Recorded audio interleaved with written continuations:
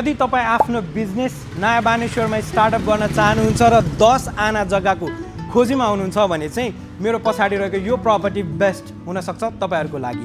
10 आना जग्गा, मोडा तपाईँको 32 फिट, बाटो तपाईँको 26 फिट, फेसिङको कुरा गर्नु पर्दाखेरि घाम मजाले लाग्ने इस्ट फेसिङ, आनाको 1 करोड पर्ने ठाउँमा आनाको 79 लाख पर मात्रै आज लालपूजा नेपालले तपाईँहरूको लागि लिएर आइसकेको छ। अब यति राम्रो लोकेसनमा प्रपर्टी भयो भने त रेन्टल अमाउन्ट नआउने कुरै भएन।